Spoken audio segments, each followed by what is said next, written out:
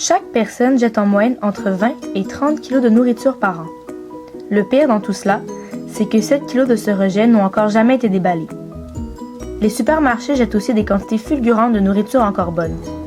Les glaneurs sont en quelque sorte les sauveurs de ce gaspillage. Ils ne sont pas nécessairement démunis et sont plus nombreux que l'on ne le pense. Ils viennent de nuit, fouillent dans les poubelles et peuvent économiser des sommes d'argent incroyables. Ces sauveurs sont parfois mal perçus dans la société et le glanage reste un sujet tabou. Nous sommes rentrés en contact avec une glaneuse pour mieux comprendre le phénomène et éliminer les préjugés. Moi, c'est Christelle, la femme alors, j'ai 21 ans, j'habite Montréal et je suis une glaneuse. Tous les gens qui font ça appellent ça à la base du dumpsting. Et les gens, on les appelle des dumpsters. Donc, dump, ça veut dire poubelle. Donc, dumpsting, ce serait l'acte d'aller vers la poubelle. Nous avons fait un cours Vox Pop au Collège Jean de Brébeuf pour voir l'opinion publique. Est-ce que tu sais c'est quoi un glaneur? Non, Non, c'est pas un glaneur.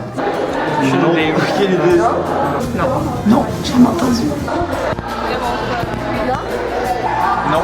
Non? Un glaneur, c'est quoi c'est quoi? Non. Non? J'ai aucune idée. Un glaneur. Genre quelqu'un qui fait pas son travail. Est-ce que c'est un adjectif ou un nom? Un glaneur. Genre un avion, un truc comme ça. Un avion, ok.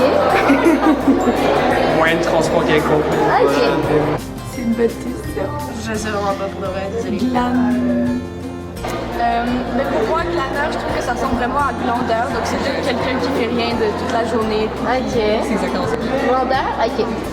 C'est un refus de consommer et c'est essayer de récupérer les ressources qui ont été gaspillées.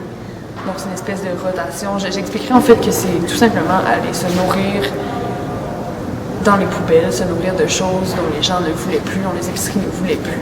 Voilà. Je pense que ça évite le gaspillage. C'est vrai. Autant faire ça. Le nombre de fois que dans le fond, genre, la date de péremption, ça veut tellement rien dire. C'est juste un produit qui est encore utilisable, qui n'a pas été ouvert, puis tout. Mais je trouve que c'est une bonne chose, là, ça montre justement, puis genre, il y a beaucoup de gaspillage dans la société, on peut se cacher, puis tout. Mais c'est bien que genre certaines personnes justement s'occupent de ça, puis qu'elles le récupérer, puis que ça serve à autre chose. Ah ben, moi, je pense que c'est bien, là, comme... Ouais. Les épiceries, s'il n'y a pas quelqu'un d'autre qui vient les prendre, c'est genre à la poubelle. Donc, je trouve que c'est quelque chose de bien. À la base, fouiller dans les poubelles, ça a l'air sale et c'est pas quelque chose qu'on a envie de faire, mais je crois que dès que les gens le font, ils réalisent tout de suite que c'est pas nécessairement des poubelles qui sont là-dedans, c'est seulement de la nourriture qu'on a mis dans des boîtes pour aller dans les vrais déchets. Mais comme quand la nourriture est encore là, c'est pas des déchets vraiment. Ben si, parce que je sais que les épiceries, souvent, quand il y a des aliments qui sont encore bons, mais qui sont pas comme, qui seraient pas considérés comme encore bons pour le public, puis qui les jettent aux poubelles, qui sont encore même pas ouverts, ben moi je suis 100% pour qu'on les utilise, on les mange, même s'ils sont aux ordures, puis s'ils sont complètement dans le paquet, puis même s'il y en a quelques-uns qui sont plus là, moi je suis pour. Personnellement, c'est pas là. En vrai, si j'ai moyen de faire autre chose, je le ferai là, mais si t'as pas d'argent. Si t'as pas d'argent,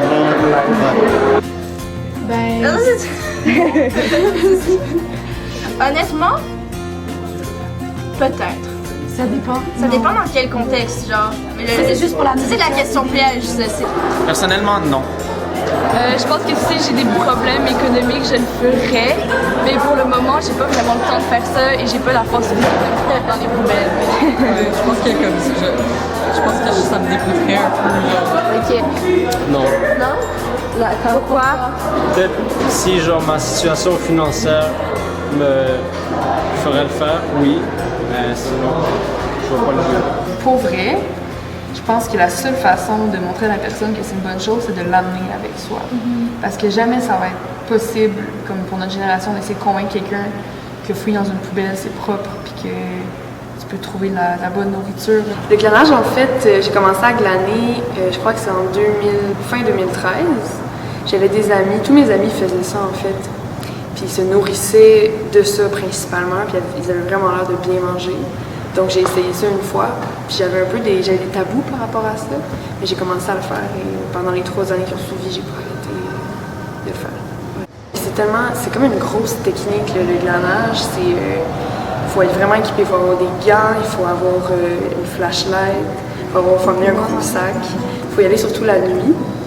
Puis il y a vraiment des spots, comme là j'en ai pas fait à Montréal, mais il y en a à Québec, des épiceries en particulier, où il y a des containers qui laissent débarrer parce qu'ils savent justement qu'il y a des gens qui viennent chercher leur nourriture et ça les dérange pas. Donc on y va la nuit pour être sûr qu'ils ne nous voient pas sur les caméras, on ouvre ça, on met ça dans notre sac. Et puis c'est ça. Donc c'est une technique qui est assez complexe une fois qu'on fait ça. Il y a tellement d'étudiants. Tu sais, Québec, Montréal, c'est des villes qui sont étudiantes. Puis aller à l'école, ça coûte tellement cher. Et puis, c'est aussi fait, même si tu as de l'argent pour t'acheter de la nourriture, c'est aussi, je dirais, un refus de la consommation, un refus alors que cette nourriture-là, elle est là, elle est gratuite et je pourrais avoir la même chose pour 4 ou 5 $. Donc, tu sais, pourquoi pas aller la prendre gratuitement alors qu'elle va être gaspillée de toute façon. Beaucoup de yogourt, beaucoup d'humus, des choses qu'on des fois on ne s'achète pas nécessairement. Je dirais que c'est surtout mes amis qui m'ont embarqué là-dedans, mais après ça a surtout été écologique, ça a été économique, incroyablement. Ça a été, c'est bizarre aussi, mais j'ai fait des rencontres dans les containers. Il y a des gens qui sont là, puis ils sortent du container avec leur gants. Puis moi je me suis fait, je pense, 2 amis dans les poubelles, puis c'est vraiment... ouais. On a l'impression d'une espèce de stéréotype que c'est des gens qui sont sales, des gens qui se promènent avec des canettes sur le dos, puis des affaires. Non, ça peut être des gens comme vous et moi. Juste une soirée, mettons, en 30 minutes dans une épicerie, c'est parce que c'est pas comme un pain ou c'est des grosses quantités, c'est mettons 20 pains, c'est mon congélateur, 20 pots de yogourt, 20 pots d'humus, un sac de pommes gros comme ça, tu sais. Fait que tu peux faire 20 repas là, avec des fois ce que tu trouves en dessous. C'est des containers qui sont fermés avec des barrières, fait que là je peux pas y aller. Puis il y a un autre Maxi, eux les containers, Maxi c'est moyen, d'habitude avec la là. Ouais, c'est ça, parce que c'est comme ils tombent ça là-dedans, c'est un peu sale. La réaction des gens est toujours un peu négative par rapport au glanage. Parce que oui, c'est comme vous avez dit dans votre propre Vox Pop, les gens sont comme « Ah, c'est tellement écologique, c'est tellement bien, est-ce que tu le ferais? » Non. Le mot poubelle, ça sonne sale, mais c'est plutôt entrepôt extérieur de nourriture. Il y a toujours des préjugés parce que c'est caché aussi, c'est quelque chose qui est pas... Tu sais, si je veux faire une petite recette, quelque chose, c'est le fun de se nourrir de yogourt, d'humus puis de pain, mais à un moment donné, on a besoin d'autres choses. Ouais, des fois, c'est sûr, je vais à l'épicerie, mais tu sais, mes épiceries, mettons, au lieu de me coûter 50 $ par semaine, ils me coûtaient peut-être 10 $. C'est une économie assez incroyable. Le journal Le Figaro explique que depuis le 3 février 2016, la loi contre le gaspillage alimentaire a été adoptée en France à l'unanimité du Sénat. La pression des réseaux sociaux et les pétitions en ligne ont vraiment influencé l'implantation de la nouvelle loi. Ce mouvement, Stop au gâchis, a pu fournir plus de 10 millions de repas pour les gens dans le besoin, et ce, simplement avec les rejets des épiceries. Le Canada devrait en faire tout autant en faisant une pression sociale sur le gouvernement, car nous n'avons rien à perdre dans cela, mais tout à gagner.